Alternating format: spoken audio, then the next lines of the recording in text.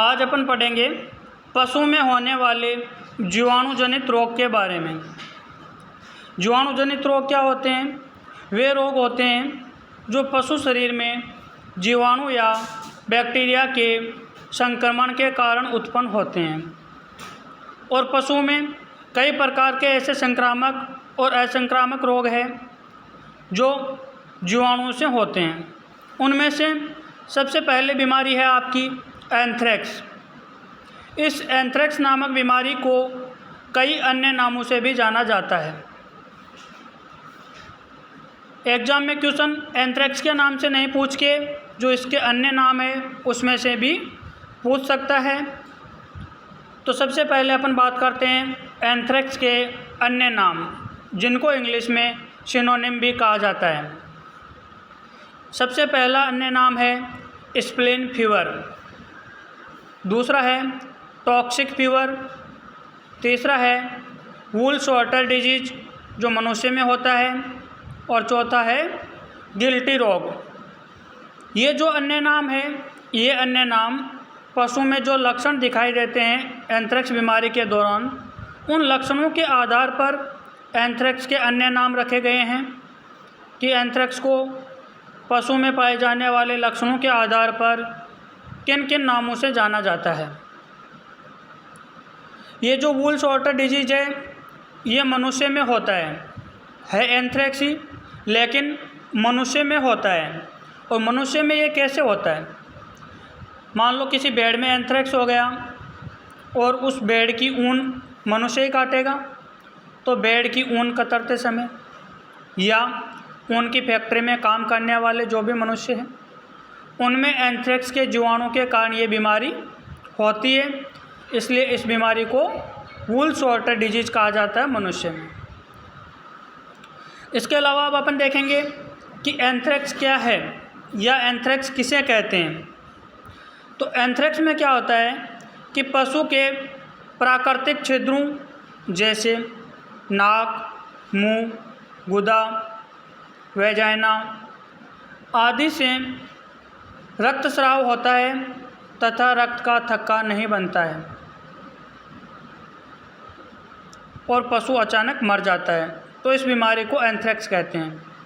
यानी ऐसी बीमारी जिसमें पशु के प्राकृतिक छिद्रों जैसे नाक, कान, मुंह, गुदा, वेजाइना आदि से अनक्लोटेड ब्लड निकलता है, तो उस बीमारी को एंथ्रेक्स कहते हैं। एंथ्रेक्स नामक जो बीमारी होती है उस बीमारी में रक्त का थक्का नहीं जमता है, अनक्लोटेड ब्लड है जो पशु के नेचुरल ओरिफिस या प्राकृतिक छिद्रों से निकलता है। और मोस्ट रूप से या मोस्टली ये बीमारी है जो भेड़ों में सबसे ज़्यादा पाई जाती है। लेकिन भेड़ में भी जो अल्जीरिया नस्ल की भेड़ होती है उसमें एंथ्रेक्स नहीं पाया जाता है। और एंथ्रेक्स जब एक बार किसी पशु के या मनुष्य के हो जाता है तो उस बीमारी का कोई प्रभावी इलाज नहीं है। उसमें चिकित्सक को चिकित्सा करने का समय ही नहीं मिल पाता है, उतने ही समय में पशु मर जाता है। अब अपन बात करेंगे ईटियोलॉजी या कारण के बारे में कि ऐसा कौन सा जीवाणु है जिसकी वजह से एंथ्रेक्स होता है।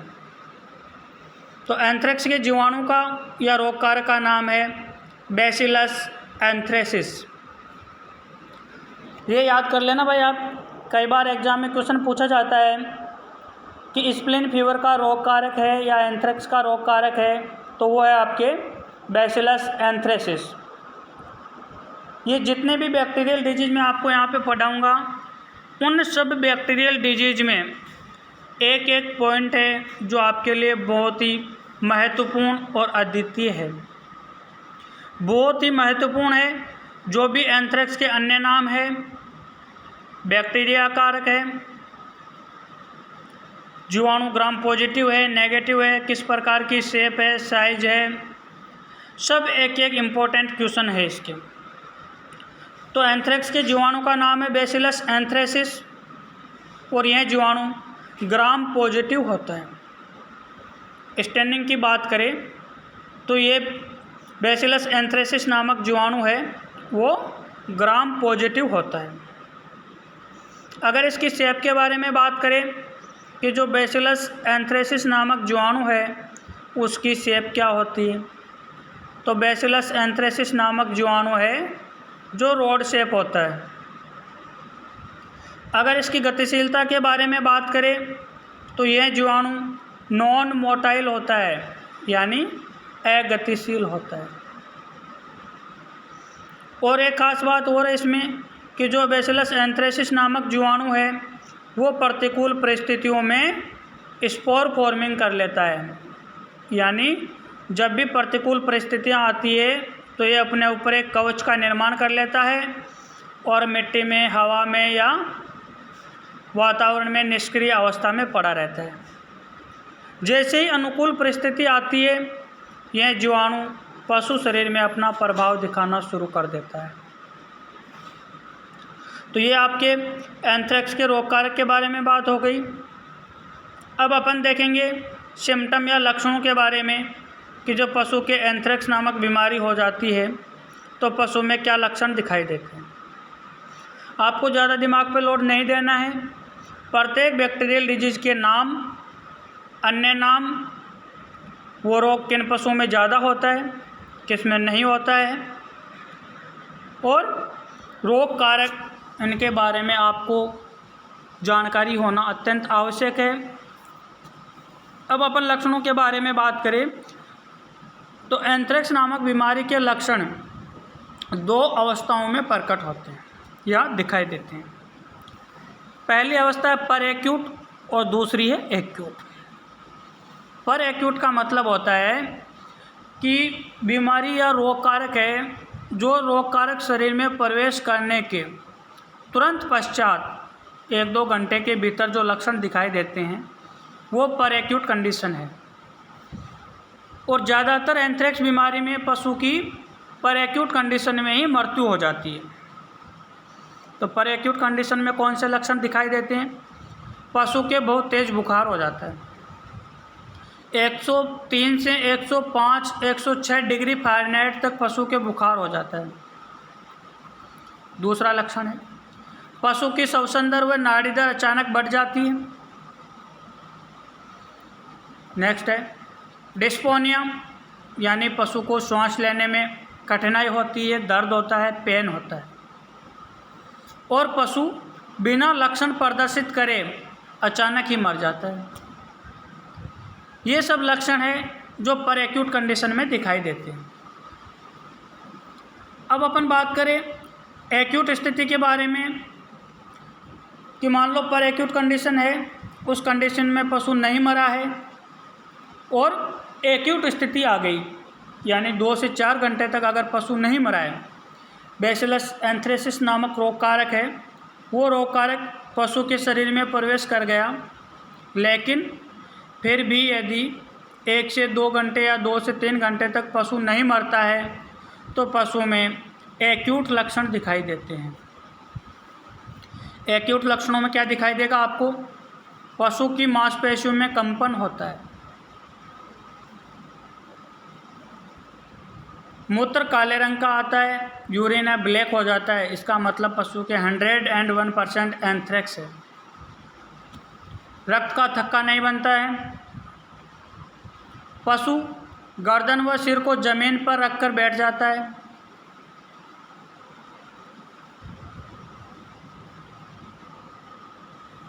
नेक्स्ट है गर्दन के नीचे ब्रिस्केट व थोरैक्स पर एडेमा दिखाई देता है। जो पशु की गर्दन है, गर्दन के नीचे जो ब्रिस्केट क्षेत्र है, दोनों पैरों के बीच का क्षेत्र है, उसको ब्रिस्केट रीजन बोलते हैं। ब्रिस्केट रीजन और पशु के जो थोरेसिक कैविटी वाला पार्ट होता है, उस पार्ट में एडेमा या थोती सूजन है जो दिखाई देती है।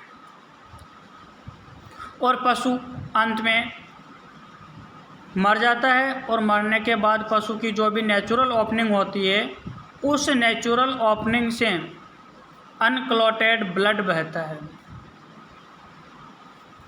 तो ये लक्षण पशु में दिखाई देते हैं। डायग्नोसिस की बात करें तो एंथ्रेक्स का डायग्नोसिस करना मुश्किल होता है, लेकिन अकॉर्डिंग टू सिम्टम और अकॉर्डिंग टू हिस्ट्री, यानी पशु के इतिहास और पशु के लक्षणों के आधार पर एंथ्रेक्स का कुछ हद तक निदान किया जा सकता है।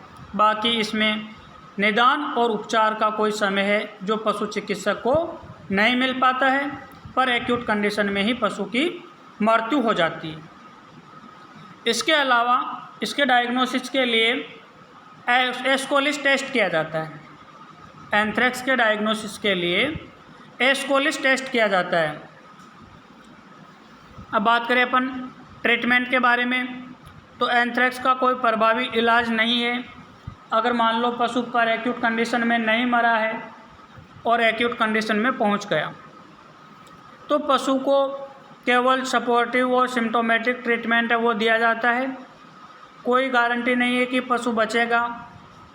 अगर पशु के एंथ्रेक्स हो गया तो 101% पशु की मृत्यु निश्चित है। इसमें सिम्टोमेटिक ट्रीटमेंट के रूप में आप इंजेक्शन प्रोकेन पेनिसिलिन आता है 20 लाख, वो 20 लाख इंटरनेशनल यूनिट में आता है ये, तो उसको अपन इंट्रामस्कुलर लगा सकते हैं। इंजेक्शन प्रोकेन पेनिसिलिन 20 लाख, जिसको अपन इंट्रामस्कुलर लगा सकते हैं। इसके अलावा पशु के ब्लड वगैरह है, इनको रोकने के लिए विटामिन के का इंजेक्शन दे सकते हैं, इंजेक्शन एनाल्जिन दे सकते हैं।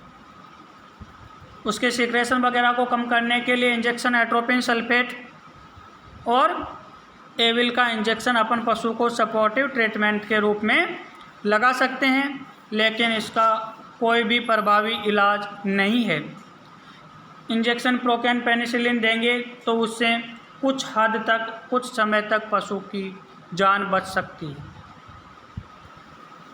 अब विशेष तौर से आपको क्या ध्यान रखना है कि अगर पशु की मृत्यु हो गई है तो पशु की मृत्यु के पश्चात उसका पोस्टमार्टम नहीं करना चाहिए। यानी एंथ्रेक्स में पशु की मृत्यु के पश्चात पोस्टमार्टम नहीं करना चाहिए, क्योंकि एंथ्रेक्स का जीवाणु है जो कई सालों तक वातावरण में, हवा में, मिट्टी में, पानी में, चारे में निष्क्रिय अवस्था में स्पोर फॉर्मिंग करके पड़ा रहता है। जैसे ही इस जीवाणु को अनुकूल परिस्थिति मिलती है तो ये अपना उग्र रूप ले लेता है और हानिकारक सिद्ध होता है।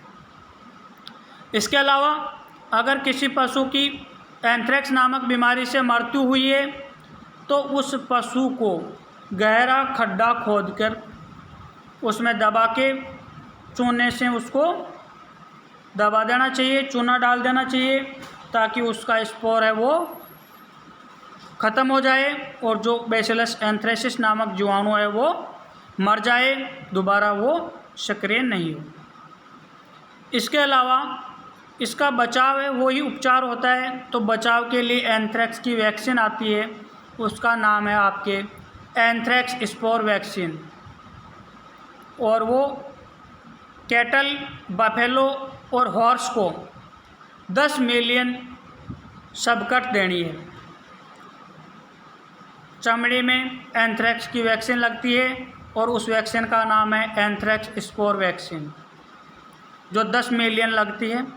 इसका रूट है सबकट है, एससी का मतलब है सबक्यूटेनियस, यानी चमड़ी में इसकी वैक्सीन लगती है।